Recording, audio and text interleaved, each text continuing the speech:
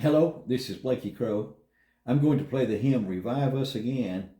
Then after I play it, I will tell you how I do the chords in playing this song.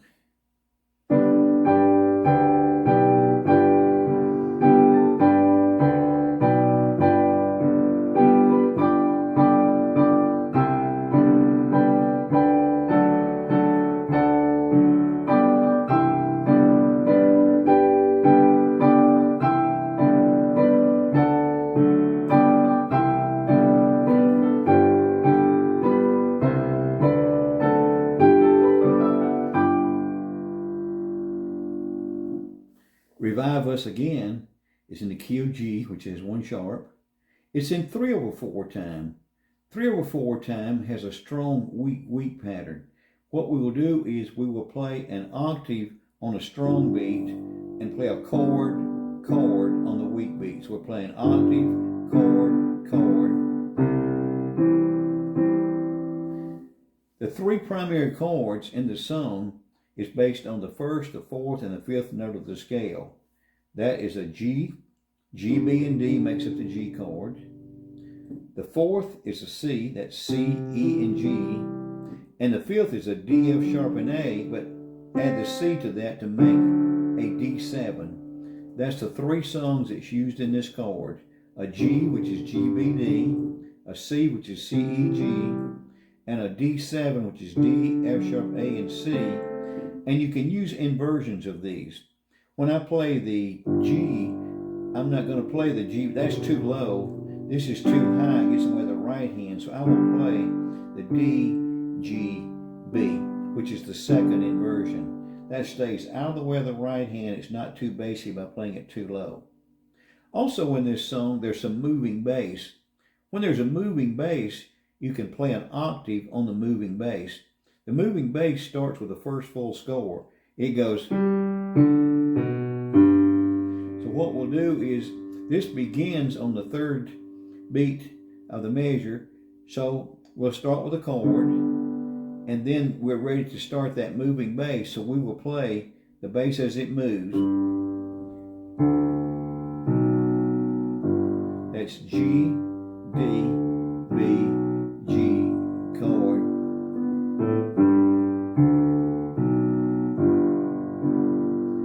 And then the other parts of the song we'll be doing an octave, chord. I'm going to play the right hand as it's written.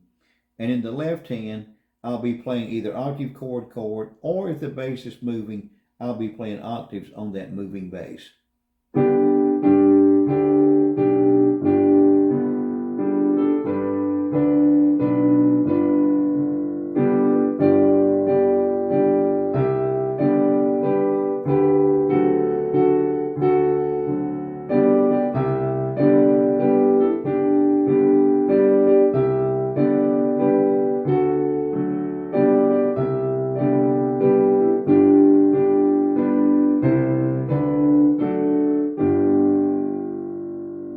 So let me talk you through that a bit more. Playing the right hand as it's written. We start out with a chord. It's on the third beat of the measure. And the bass is moving.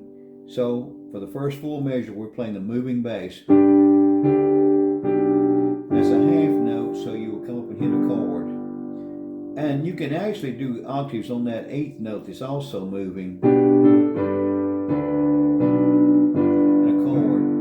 It's in a G, so you would go a G chord, G octave, and it changes to a C.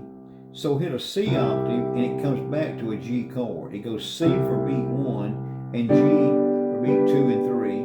Then it goes to back to a G, but they have a D written in the bass. I would play that D since it's going to go to a D.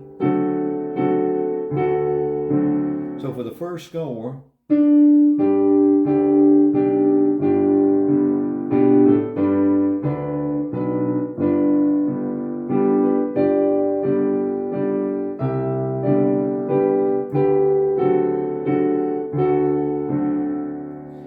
and even though there was a G chord on that one measure, it had a D in the bass. So I played the D in the bass and it was going to a D7 on the next chord. So that kind of works out good. Then for the chorus, course, it starts with a G chord. It has a C in the chord next, so play a C octave. It goes to the G chord, stays on the G, a C, G, D7, C, G, a C, G, G. I repeated that. Let me start with the chorus again. I repeated it instead of ending it. So it went.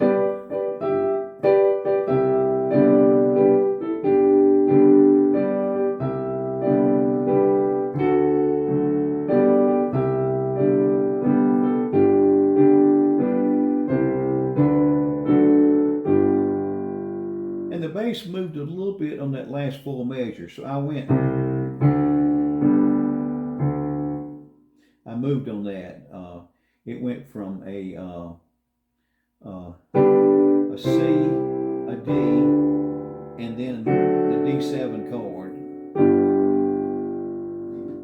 I'm going to add, in the right hand, I'm going to play an octave on the melody. I'm playing an octave on the melody, and I'm going to fill in the chord in between. Playing an octave on the melody, and whatever the chord is, if it's a G chord, use the notes on the G. If it's a D7, use the chord notes from it. If it's a C, use the notes in the C to fill in. So filling in the right hand, playing an octave on the melody, and I'm playing the left hand just like we did before.